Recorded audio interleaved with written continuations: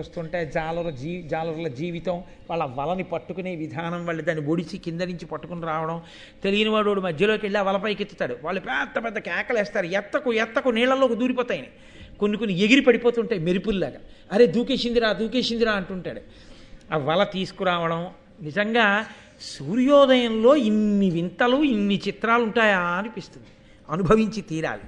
కాబట్టి కుంతి వెళ్ళింది గంగానదీ తీరానికి, వెళ్ళి సూర్యోదయాత్పూర్వ స్నానమునకు వెళ్ళింది, సూర్యోదయం అవుతోంది కాబట్టి ఆవిడ మనసును ఆకర్షించింది. ఆవిడ చూసింది అలా సూర్యబింబం వంక, అంతే. నేనే 4 మాటలు చేతకాని వాడిని సూర్యోదయం గురించి అలా చెప్తే ఇంకా కుంతి ఎంత అనుభవించి ఉంటుందండి మహాతల్లి. ఆవిడ ఆ అనుభవం చేత ఆనందపడిపోయింది. అబ్బా, ఏమి ప్రకాశం రా, వెలుగుల ముద్ద మహానుభావుడు. ఇటువంటి సూర్యభగవానుణ్ణి బిడ్డనిమ్మని అడిగితే ఇంత వెలుతురున్న పిల్లవాడు వస్తాడా అనుకు, ఎవ్వరు లేరుగా, చూద్దాం అనుకు. బాల్య చాపల్యము ఈ దోషం కట్టి కుడిపేసింది. ఇది సత్యవతీదేవికి కూడా కన్యాత్వమునందు పుట్టాడు వ్యాసుడు, కానీ ఆవిడికి అలా చాపల్యం లేదు, పరాశర అనుగ్రహం అక్కడ. ఇక్కడ ఈవిడ ఆ సూర్యభగవానుణ్ణి చూసింది. ఆ మంత్రము తనదగు హృదయమున ఆ కన్య నిలిపి ఆదిత్యున కర్ఘ్యమెత్తి నాకు ఇమ్ము ప్రియమ్మున నీయట్టి పుత్రున అంబుజమిత్ర, ఓ అంబుజమిత్ర, అర్ఘ్యమిస్తూ ఎంత వెలుతురుతో ఉన్నాడు రా మహానుభావుడని, నీలాంటి కొడుకునియ్యి అంది మంత్రం చదివి. దుర్వాసో మహర్షి ఇచ్చినటువంటి మంత్రం దాని ప్రభావాన్ని అది చూపించేస్తుంది, అంతే. అక్కడ ఎంత వెలుతురుతో ఉన్నాడో అలా నడిచి వచ్చాడనుకోండి, కుంతి నిలబడగలదా? నిలబడలేదు. అని కేలుముగిచి నిలచిన వనజాయత నేత్ర కడకు వచ్చెను గగనంబు నుండి కమలమిత్రుడు తన తీవ్ర కరత్వ ముడిగి తరుణద్యుతితో. ఆమె ఇలా 2 చేతులు ముడిచి తామర మొగ్గ పెట్టినట్టుగా పెట్టి నమస్కరించి నాకు కుమారుణ్ణియే అని అడగగానే తన విశేషమైనటువంటి తేజస్సుని ఉపసంహారం చేసి తరుణమైన కాంతితో, అంటే చూడగానే అబ్బా అనిపించే కాంతితో సూర్యభగవానుడు గగనమండలం నుంచి దిగి నడిచి ఎదురుగుండా వచ్చాడు. వచ్చి నిలబడ్డాడు. నిలబడి, పిల్ల కుమారుణ్ణి అడిగావు కదా, ఇస్తానన్నాడు. హడిలిపోయింది. అమ్మ బాబోయ్, నేను కన్యని, నాకు ఇప్పుడు ఇటువంటి కుమారుడు పుడితే ఎలా అని వెంటనే సూర్యుడితో అంది. ఎరుకలేమి చేసి ఇంతులెప్పుడు అపరాధయుతలు, సపరాధలైన వారి కరుణ ఎల్లవారును రక్షింతురనుచు సూర్యునకు లతాంగి మ్రొక్కే. ఆడపిల్లని కదండి, తెలియక గబుక్కును నమస్కారం చేసి దుర్వాసో మహర్షి ఇచ్చారు కదా అని మంత్రం చెప్పాను. కానీ అయ్య బాబోయ్, నాది తప్పే, అలా చదవకూడదు, అలా మిమ్మల్ని పిలిచి పిల్లాడిని మిమ్మల్ని అడగకూడదు. నేను తెలియక బాల్య చాపల్యంతో పిలిచేశాను, నీ చేసిన తప్పు మన్నించండి, నాకు వద్దు పిల్లాడది. ఎందుకని? ఆవిడికి పిల్లాడు కలగకూడదని కాదు ఆవిడ బాధ. ఇప్పుడు పిల్లాడు కలిగితే కన్యాగర్భం, ఏమని తలెత్తుకు తిరుగుతుంది? ఆ పిల్లాడికి ఏది భవిష్యత్తు? కన్యాగర్భం మహాభారత యుద్ధాన్నే శాసనం చేసింది, ఆ పిల్లవాడి జీవితాన్ని నాశనం చేసింది, కుంతీదేవి యొక్క దుఃఖానికి హేతుభూతమైంది, ధర్మరాజంతటి వాడు వైక్లభ్యం పొందడానికి కారణమైంది. ఇన్నిటికి కారణం కన్యాగర్భం. అందులో సూర్యుడి పాత్ర లేదా అంటారేమో. కొన్నిటి యందు ఇద్దరి దోషం ఉందని మీరన్నా ఫలితము ఒకరి యందు మాత్రమే ఎక్కువగా అనుభవించవలసి ఉంటుంది. అది సృష్టి యందు ఉన్నటువంటి ఒక లక్షణం. కాబట్టి ఎట్టి పరిస్థితులలోనూ కూడా కన్యాగర్భము ఎంత ప్రమాదమో తెలుసుకొని ఆడపిల్ల హద్దు మీరకుండా ఉండడం ఎంత అవసరమో మహాభారతం చూపిస్తుంది. ఈ ఒక్క చాపల్యం చేత కుంతి తన జీవితం అంతా నరకయాతన పడింది. ఇక్కడతో పోయిందని మీరు అనుకుంటున్నారా? కుంతి జీవితంలో కర్ణుడు పుట్టాడు, పిల్లాడిని వదిలేసింది. అస్త్రవిద్యా ప్రదర్శనం జరుగుతుంటే కర్ణుడు కనబడ్డాడు, మూర్ఛపోయింది, చెప్పలేకపోయింది నా కొడుకని. ఇది తుట్టతుదకు ఎక్కడికి వెళ్ళిపోయిందంటే శత్రు శిబిరంలోకి వెళ్ళి కర్ణుడిని అడిగింది పాండవుల్ని చంపద్దని.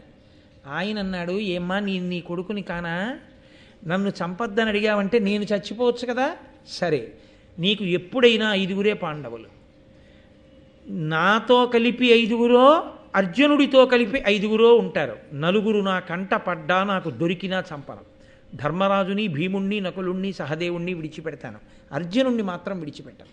నన్ను నమ్ముకున్నాడు దుర్యోధనుడు. అర్జునుడి చేతిలో నేను పోయినా నీకు 5గురే పాండవులు. కాబట్టి అమ్మ 5గురు పాండవులు ఉంటారు. నీ కడుపున పుట్టిన 4గురిని చనకను అని మాటిచ్చాడు. చిట్ట చివరికి తానే మరణించాడు. అంతా యుద్ధం అయిపోయాక ఒక ఉన్నతమైన ఆసనంలో ధృతరాష్ట్రుణ్ణి, ఒక ఆసనంలో ధర్మరాజుని కూర్చోబెట్టి బ్రాహ్మణులు పేర్లు చదువుతున్నారు. ఒక్కొక్క పేరు చదివి ఎవరికి బంధువు అని అడుగుతున్నారు. తన బంధువైతే ధృతరాష్ట్రుడు విడిచిపెట్టాడు తిలోదకాల్ని, తన బంధువైతే ధర్మరాజు విడిచిపెట్టాడు. కర్ణుడు అన్నారు. నా బంధువు కాడన్నాడు ధృతరాష్ట్రుడు. నా బంధువు కాడన్నాడు అర్జునుడు. ఆఖరికి చచ్చిపోయి తిలోదకాలు లేవని అప్పుడు ఏడిచింది కుంతి. వాడు నా కొడుకే కన్యాగర్భం చెప్పుకోలేకపోయానండి. ధర్మరాజు అన్నాడు, ఈ మాట ముందు చెప్పి ఉంటే ఆయన కూడా పాండురాజు కొడుకు కిందే వస్తాడు. ఎందుకంటే తన భార్య వివాహపూర్వము జనించి ఉంటే భర్తకి కొడుకు అయిపోతాడు, కన్యాపుత్రుడు. నీకు కొడుకైనందుకు, నాకు అన్నగారైనందుకు అమ్మ నీ రాజ్యం తీసుకోను, కర్ణుడి సింహాసనం మీద కూర్చోపెట్టేవాడిని. నువ్వు చెప్పక దాచడం వల్ల అన్నగారు చచ్చిపోయాడు. అన్నం చంపేసిన పాపం వచ్చింది నాకు. పాపం రావడం కాదు, తెలియదు ధర్మరాజుకి, కానీ అన్నయ్యని చంపేశాం. ఆడదాని నోటిలో నువ్వు గింజ నానినంతసేపు కూడా నిజము దాగకుండుగాక. ఇన్ని కష్టాలు పడ్డ కుంతి చివరికి ఏం పొందింది? ధర్మరాజు వల్ల శాపం పొందింది. కన్యాగర్భం కట్టి కుడుపుతుంది సుమా. ఒక్క చిన్న పొరపాటు ఇంకొకటి పర్వాలేదు, కన్యాగర్భము అత్యంత ప్రమాదకరము. అందుకే ఇది చెప్పిన జాతికి మనం వారసులం, కానీ పెళ్లి కాకముందు వ్యాలంటైన్స్ డే చేసుకునేటటువంటి సంస్కృతికి మనం వారసులం కాం. కాబట్టి ఇది పిల్లలకి నేర్పమని చెప్పాం, కానీ వ్యాలంటైన్స్ డే పెద్దవాళ్లే నేర్పి తర్వాత వచ్చేదానికి దిక్కుమాలిన ఏడుపులు ఏడవమని మన భారతం మనకి నేర్పలేదు. కాబట్టి కుంతి పరివేదన చెంది ఏను మంత్రశక్తి ఎరుగక కోరితి అన్య ఇదియు కొరగాదు నాకు గర్భమైన నా తల్లిదండ్రులు చుట్టములను నన్ను చూచి నగరే. అయ్యో నాకు తెలీదు, మంత్రశక్తి అంటే ఏమిటో కూడా నాకు తెలియక దుర్వాసో మహర్షి ఇచ్చారు కదా అని చదివేశాను. ఇప్పుడు నాకు గర్భమైతే, నేను గర్భిణినై ఇంటికెడితే నా తల్లిదండ్రులు నవ్వరు, నా బంధువులు నవ్వరు, నేను నలుగురిలో నవ్వుల పాలైపోను. అందుకుని నాకు పిల్లవాడొద్దు. ఇప్పుడు వేడుకుంటోంది పిల్లలొద్దని. ఈ వేడుకుంటున్న స్థితిలో ఆయన అన్నాడు, సూర్యభగవానుడు, మాకు ఒక నియమం ఉంది. ఇప్పుడు మంత్రజపం చేసి నువ్వు నన్ను పిలిచినప్పుడు నేను కనపడితే నిన్ను అనుగ్రహించి తీరవలసిందే. అది మా నియమం. అలా పోన్లే అమ్మా అని నేను వెళ్ళిపోకూడదు, అది కుదరదు అలాగా. కాబట్టి నీకు బిడ్డని ఇస్తాను. కానీ నీకేమిటి భయం? ఇప్పుడు తెలియక నిజమే మంత్రజపం చేశావు. గర్భిణివైతే కదా నువ్వు బెంగ పెట్టుకుంటున్నావు. సద్యగర్భమునందు బిడ్డని ఇస్తాను. ఇక్కడే కుమారుడు లభిస్తాడు నీకు. కానీ నీ కన్యాత్వమునకు కూడా భంగపాటు రాదు. కాబట్టి నువ్వు వేరొకరిని వివాహం చేసుకున్న తర్వాత నీకు దోషం ఏమీ సంక్రమించదు. నీ కన్యాత్వం అలాగే ఉంటుంది.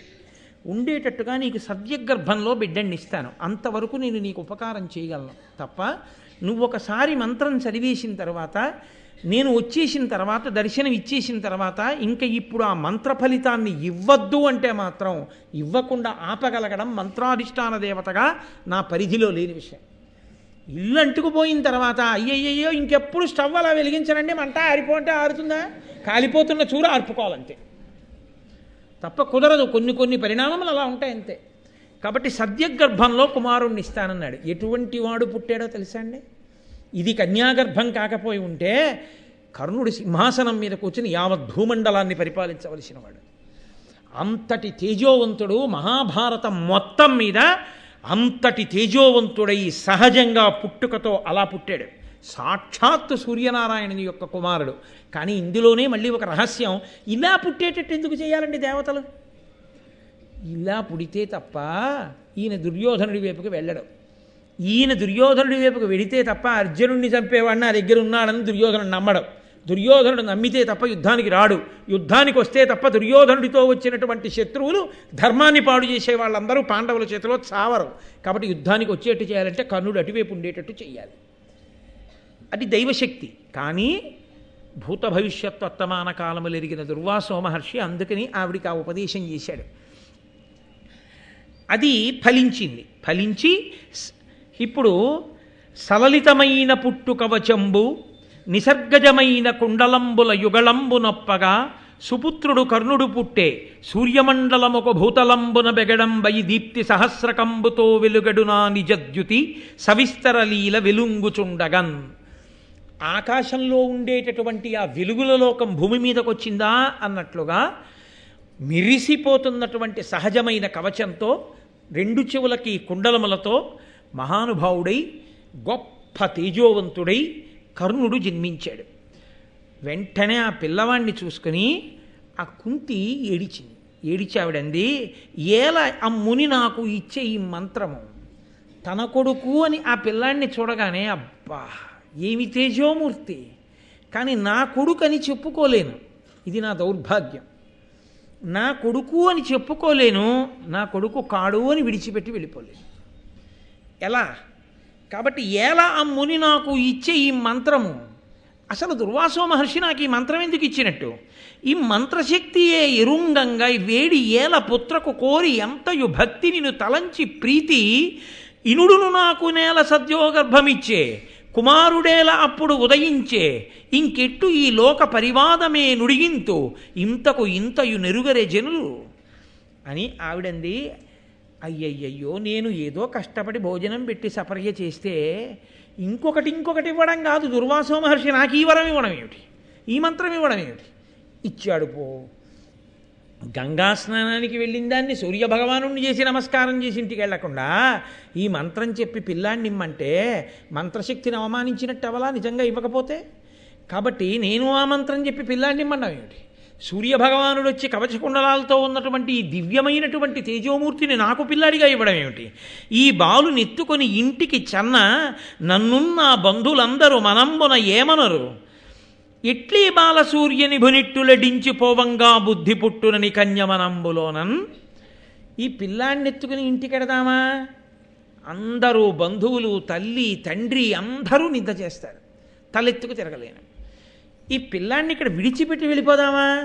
వీడు నా కొడుకు అన్న భావన కలగగానే నేను వీడిని విడిచిపెట్టి వెళ్ళలేకపోతున్నాను. ఎలా? ఇప్పుడు పెద్ద సంకటంలో పడిపోయాను, తెల్లవారిపోతోంది.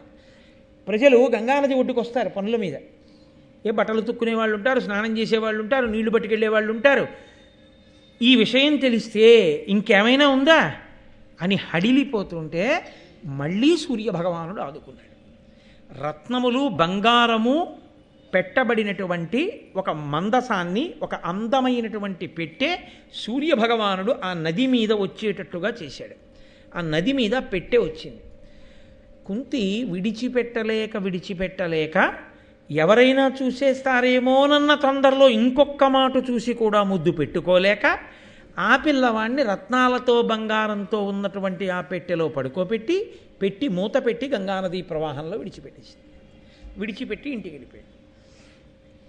విడిచిపెట్టడం అంటే పెట్టెలో విడిచిపెట్టి వెళ్ళిపోయింది, కానీ ఆవిడ మనసులో ఈ ఘాటు ఉండిపోయిందా లేదా? ఏమై ఉంటాడో అంతటి తేజోమూర్తి నా కొడుకు ఎక్కడ పెరుగుతున్నాడో అన్న బాధ ఉండిపోయింది. ఇప్పుడు ఈ బాధ ఎలా తీరుతుంది? ఇన్ని గుణాల ఉన్న కుంతి ఒక గొప్ప వ్యక్తికి భార్య అయి ఈ మాట ఇలాంటి ఇబ్బంది లేకుండా భర్త వలన ఓ కొడుకునికి అందనుకోండి, అమ్మయ్య అప్పుడు కొడుకును వదిలేసుకున్నాను, ఇప్పుడు ఓ కొడుకు పుట్టాడని సంతోషంగా పిల్లాన్ని ఎత్తుకుని ఆడుకుని ఆ విషయాన్ని మర్చిపోతుంది. ఒక భర్త యొక్క అనునయం చేత మర్చిపోతుంది కదండి. అందుకని ఆవిడ ఖేదంతో ఇంటికి వెళ్ళిపోయింది. ఈ పెట్టె ఘనభుజుండు రాధయను దాని పతి ఒక్క సూతుడరుదించి చూచి రత్న పుంజ భరితమైన మంజసలోనున్న కొడుకు దానితోన కొనుచు వచ్చి. సూతుడు అంటే రథాన్ని నడిపేటటువంటి వాడు. ఆయన ఎందుకో ఆ నది ఒడ్డుకు వచ్చాడు. ఆ నీటి మీద వెళ్ళిపోతుంది ఆ పెట్టె. లోపల పడుకున్నటువంటి కర్ణుడి తేజస్సు చేత బంగారము రత్నముల చేత ఆ పెట్టె కాంతులను వెదజల్లుతోంది. ఆ పెట్టెని చూసి ఆశ్చర్యపోయి అతను ఆ నదిలోకి వెళ్ళి ఆ పెట్టెని తీసుకొచ్చి పెట్టె మూత తీసి చూస్తే లోపల బంగారు రత్నాలు పిల్లవాడు కనబడ్డారు. తన భార్యకు రాధకు ఇచ్చిన అదియును గరము సంతసిల్లి కుమారుంగని చన్నులు సేపి ముదంబున వినిచెను సుహృదులెట్టి పుణ్యమో అనగన్. ఆ తల్లి ఆ రాధ అనబడేటటువంటిది ఈ సూతుని యొక్క భార్య. ఆయన ఈ పెట్టెలో దొరికినటువంటి పిల్లాన్ని పట్టుకెళ్ళి తన భార్య అయిన రాధ చేతికిచ్చాడు. ఆవిడ ఆ పిల్లవాడిని తీసుకుని ఎంత సంతోషమో, నా అదృష్టం, నాకు ఇలాంటి పిల్లాడు పుట్టాడు, సహజ కవచ కుండలాలతో ఉన్న పిల్లవాడు నాకు దొరికాడు, దొరికి ఆ కారణం చేత నాకు పుట్టిన పిల్లవాడితో సమానమయ్యాడని పొంగిపోయి మాతృత్వం పెళ్ళుపుకగా ఆమె ఆ పిల్లవాడికి స్తన్యమిచ్చి పెంచి పెద్ద చేసి పోషిస్తోంది. కాబట్టి కర్ణుడు పుట్టినది కుంతికి, పెరుగుతున్నది సూతపుత్రుడిగా పెరుగుతున్నాడు అక్కడ. ఆ కుంతీదేవి ఎన్ని గొప్ప గుణములతో కూడినదంటే యదుకుల విమల పయోనిధి సుధాకర రేఖ కమనీయ కాంతి నిలయ అనవరతాన్నదానాభితర్పిత ముని విప్ర జనాశ్రీ పవిత్రమూర్తి వినయాభిమాన వివేక సౌజన్యాది సదమల గుణరత్న జన్మభూమి పరమ పతివ్రతాభరణాభిశోభిత దామరసేక్షణ దాల్మియందు పృథివి పోనిలదాని పృథ అను కన్యక అధిక వీరుడై స్వయంవరమునబడసి పర నరేంద్ర పరిభావి పాండు భూపరుడు పేర్మితో వివాహమయ్యే.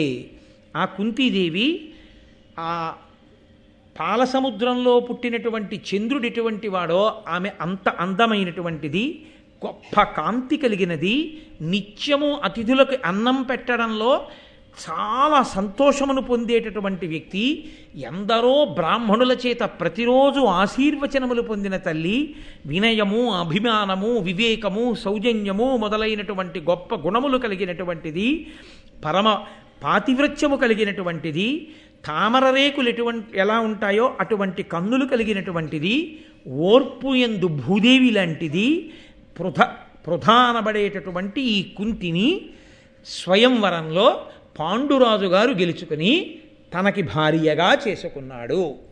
కాబట్టి ఇప్పుడు కుంతి మనస్సుకి కలిగినటువంటి గాయము కొంత ఉపశాంతి పొందినది. ఎందుకని?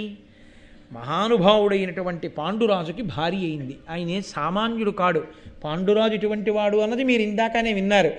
వేదాంగములు చదువుకున్నవాడు, శాస్త్రములు చదువుకున్నవాడు, ధర్మములు తెలుసున్నవాడు, గుణములకు నిలయమైనటువంటి వాడు, కత్తి, ధనస్సు, ఈటే మొదలైనటువంటి పట్టుకోవడంలో నిపుణుడైన వాడు, ఏనుగుల్ని గుర్రాల్ని లొంగ తీసుకుని అధిరోహించి తిరగగలిగినటువంటి వాడు, పెద్ద పొడుగైన శరీరం ఉన్నవాడు, పెద్ద పెద్ద బాహువులున్నవాడు, గొప్ప కాంతి కలిగినటువంటి వాడు, మత్సలేని తెల్లని ఆ మంచు ఎలా ఉంటుందో అటువంటి కాంతి కలిగినటువంటి వాడు, ఇటువంటి వాడు నా వంశంలో పుట్టాడు, ఎంత గొప్ప కీర్తి తీసుకొస్తాడో అని గాంగేయుడైన భీష్ముని యొక్క ఆనందమునకు కారణమైన వాడు. అటువంటి పాండురాజుకు భార్య కావడం చేత ఆవిడ ఎంతో సంతోషాన్ని పొందింది. కానీ కష్టము, సుఖము, సంతోషము, వెంటనే పరివేదన, ఇవి ఎలా ఉంటాయో చూడండి. ఇన్ని గుణములు కలిగింది, ఇంత అందగత్తే భార్య అయ్యుంటే పాండురాజు గారి భార్యని నేనయ్యున్నాను అన్న సంతోషం దేనివల్ల ఉంటుందండి? నా అందం చేత భర్తకి తృప్తి, నా గుణముల చేత భర్తకి తృప్తి, నా పాతివ్రత్యం చేత భర్తకి తృప్తి. కాబట్టి నా భర్తకి ఇంకొక ఆడదాని మీద మనసు ఉండదు. నేను ఇంత గొప్ప స్థితిని పొందానన్ననాడు కదా ఆడదానికి ఎప్పుడూ తృప్తి. ఆడది అలమటించిపోయేది ఎప్పుడంటే తన ఎందేదో లేదన్న భావనతో భర్త గాడి తప్పిపోయాడు అనుకోండి, అరే నా వలన ఏదో లోపం జరిగిందని నా భర్త నాకు కాకుండా వేరొక స్త్రీకి వశుడవుతున్నాడని భార్య ఏడవాలి. కుంతి దగ్గర ఏది లేదని పాండురాజు గారు ఇంకో ఆడదాన్ని కోరుకోవాలి. ఇప్పుడు అలా కోరుకుంటే కుంతి మనసుకి గాయం మళ్ళీ తగిలినట్టే కదా. మీరు ఆ కోణంలో ఆలోచించండి. ఆయన దక్షిణాయకత్వాన్ని పక్కన పెట్టండి. కానీ ఆయన మద్రరాజకుమార్తె అయినటువంటి మాద్రి శల్యుని యొక్క చెల్లెల్ని నేను వివాహం చేసుకుంటాను అని భీష్ముని యొక్క అనుమతి చేసుకుని కుంతి ఉండగానే మాద్రిని చేపట్టాడు. ఏదైనా బాగుంటుందేమో కానీ సవతి వచ్చినా కూడా సంతోషంగా ఉంటే అసహ్యంగా ఉంటుంది. అది తట్టుకోలేనటువంటి విషయం స్త్రీకి. కాబట్టి కుంతీదేవి యొక్క జీవితంలో మరొక్కసారి గాయమైంది. అరే నా భర్తకి నేను ఒక్కతనే భార్యని కాను, ఇద్దరు భార్యలు, అందులో పెద్ద భార్యను అని సరిపెట్టుకోవలసి వచ్చింది. అయినా ముందు చెప్పారు కదా నన్నయ్య గారు, ఏది చెప్పినా దూరదృష్టితో చెప్తారు, భూదేవంత ఓర్పు కలిగినది కాబట్టి సర్దుకుని ఓర్పు పట్టి అది కూడా జీర్ణం చేసుకుని ఇద్దరు భార్యల భర్త అని పాండురాజు అనిపించుకుంటే తాను పెద్ద భార్య అనిపించుకుని వీలిపోయింది. సరే, కొంతకాలం జరిగింది. పాండురాజు గారు అతుల ప్రతాపలీలాయుతుడై ప్రాగ్దక్షిణాపరోత్తర దిగ్భూపతుల నిజ శాసన వశీకృతులంగావించి తనదు కీర్తి విలుంగన్, 4 దిక్కులను గెలిచి భూపతులందరినీ కూడా గెలిచి గొప్పగా ఆయన జైత్రయాత్ర చేసి అనేకమైనటువంటి ధనరాశుల్ని తీసుకొచ్చాడు. ఇన్ని తీసుకొచ్చినా పాండురాజు యొక్క గొప్పతనం అంతా ఎక్కడుందో తెలుసా అండి? అన్నగారికి చెప్పకుండా ఏ పని చేయడు. అన్నగారిని గౌరవించకుండా కళ్ళు లేని వాడివి నీకేమొచ్చని తోలనాడడం.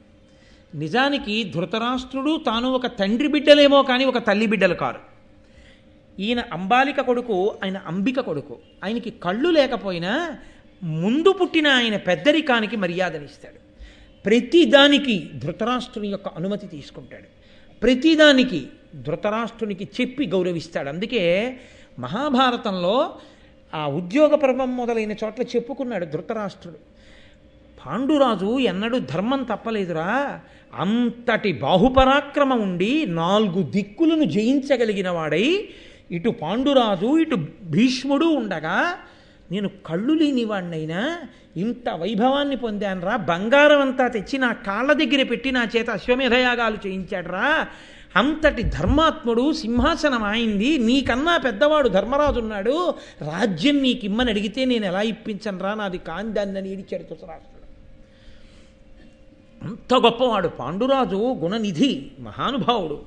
అటువంటి పాండురాజు వినుతయశుండు పాండు నృపవీరుడు దిగ్విజయంబు చేసి పెంపున గొనువొచ్చి ఇచ్చిన అపూర్వ మహాధనరాశి పేర్మి వారని విభవంబుతోడ ధృతరాష్ట్రుడు చేసే శతాశ్వమేధముల్ దనిసన భూసురేషులకు దక్షిణలిచ్చి యథోచితంబుగన్. ఆ పాండురాజు గారు వెళ్ళి దశ దిశలను గెలిచి 4 దిక్కులను గెలిచి ఆయన తెచ్చినటువంటి అపారమైనటువంటి ధనరాశులతో 100 అశ్వమేధయాగములు చేశాడు ధృతరాష్ట్రుడు. అంటే ఎంత భాతృభక్తి కలిగినటువంటి వాడో మహానుభావుడు పాండురాజు. మీరు ఆలోచించండి, ఆ పాండురాజుని మండిత గుణ సంపదనధికుండగుచున్ పూరు భరత కురుపతులకు తుల్యుండై వంశకరుండగు పాండు మహీషుడని బుధ సభలో తను పొగడగన్. ఆయనని ఇతను పూరుడితో, భరతుడితో, కురుమహారాజు గారితో సమానుడవుతాడు. అటు సత్యవతీదేవికి, ఇటు అంబికని, అటు అంబాలికని, ఇటు విదురుణ్ణి, అటు ధృతరాష్ట్రుణ్ణి, ఇటు భీష్ముణ్ణి, బ్రాహ్మణుల్ని, కులపెద్దల్ని, పౌరుల్ని, జనపదుల్ని, ఇంతమందిని గౌరవిస్తాడు. ఎంత మహానుభావుడు అని చెప్పి అందరూ ఆయనని గౌరవిస్తూ ఉండేవారు. ఆయన కూడా ఆ తెచ్చినటువంటి ధనాన్ని ఎంతగా దానాలు చేశాడంటేట, కటిక దరిద్రుడైనటువంటి బ్రాహ్మణుడు పాండురాజు చేసినటువంటి దానాల్ని పుచ్చుకొని అపారమైన శ్రీమంతులయ్యారు. అన్ని దానాలు చేశాడు. కానీ ఆయనకి ఒక చిన్న వ్యసనం. ఏమిటా వ్యసనం అంటే, ఆయనకి వేట అంటే అనురక్తి. కాబట్టి 2 భార్యల్ని తీసుకుని వేటకెళ్ళాడు. వేటకెళ్ళి ఆ వేట ఆడడం మొదలుపెట్టాడు. 2 భార్యలతో సంతోషంగా ఉన్నాడు. ఇక్కడ నేను కథని మలుపు తిప్పి మళ్ళీ భీష్మాచార్యుల వారికి కొంచెం ఇబ్బంది తీసుకొచ్చి ఆయన రాత్రి పడుకోకుండా చేయడం కన్నా ఆయన ప్రశాంతంగా ఇవాళ ఒక్కరోజు రాత్రి పడుకొని ఇట్టేటట్టు చేస్తే కనీసం పాపం మనమైనా ఆయన ఒక్కరోజు మర్యాదగా పడుకొని ఇచ్చిన వాళ్ళం అవుతాం. ఆ వేటకి వెళ్ళిన తరువాత ఎంత చిత్రంగా కథ తిరిగిపోయిందో ఇప్పటి వరకు ఎక్కడైనా బాధపడడానికి ఏమైనా ఉందా? ఏమీ లేదు. పాండురాజుకి 2 భార్యలు, భీష్ముడి కళ్ళల్లోంచి చూడండి, పాండురాజుకి 2 భార్యలు, సరే పెద్ద ఆయనకి ధృతరాష్ట్రుడికి 111 మంది భార్యలు, ఎలాగో ఆవిడికి గాంధారికి 101 సంతానం కలుగుతుంది. పాండురాజు ఇంత తేజోవంతుడు, తాను పెద్దవాడినైనా అంతటి పరాక్రమవంతుడు, పాండురాజు అంతటి యశస్శాలి, అంతటి గొప్ప పరాక్రమవంతుడు. ఇప్పుడు సింహాసనానికి 2 కాపు కాస్తున్నాం కాబట్టి ఇంకా ఇలా కన్నెత్తి చూడగలిగినటువంటి శత్రురాజు లోకంలో లేడు. ఇంత సంతోషంగా ఇంత ఆనందంగా జీవితం గడిచిపోతోంది. అమ్మయ్యా, ఇన్నాళ్ళకి మళ్ళీ అంతఃపురంలో సత్యవతీదేవి, అంబాలిక, అంబిక కొడుకు ధృతరాష్ట్రుడు, ఆయన భార్యలు, అంబాలిక, ఆవిడ కొడుకు పాండురాజు, ఆవిడ పిల్లలు, ధర్మం చెప్పేటటువంటి మహానుభావుడు, పరాక్రమవంతుడు విదురుడు, పెద్దవాడు భీష్మాచార్యులు, ఇంత సంతోషంతో మళ్ళీ అంతఃపురం అంతా కోలాహలంగా, ప్రజలందరూ సంతృప్తిగా, కురురాజ్యమంతా ఆనందంతో ఉన్నది అన్న మంగళవాక్యం దగ్గర ఇవాళ ఉపన్యాసాన్ని పూర్తి చేసి మళ్ళీ రేపు ఎలా కథ మలుపు తిరుగుతుందో రేపు చూద్దాం. మంగళాశాసనపరై మదాచార్య పురోగమై సర్వైశ్చ పూర్వైరాచార్యై సత్కృతాయాస్తు మంగళం. మంగళం కోసలేంద్రాయ మహనీయ గుణాత్మనే చక్రవర్తి తనూజాయ సర్వభౌమాయ మంగళం. ఉమాకాంతాయ కాంతాయ కామితార్థప్రదాయినే శ్రీగిరీశాయ దేవాయ మలినాథాయ మంగళం. కరచరణకృతం వా కర్మవాక్కాయజం వా శ్రవణనైజం వా మానసం వాపరాధం విహితం వా సర్వమేత్తక్షమస్వా శివ శివ కరుణాబ్ధే శ్రీ మహాదేవ శంభో. సర్వం శ్రీ ఉమామహేశ్వర పరబ్రహ్మార్పణమస్తు. స్వస్తి.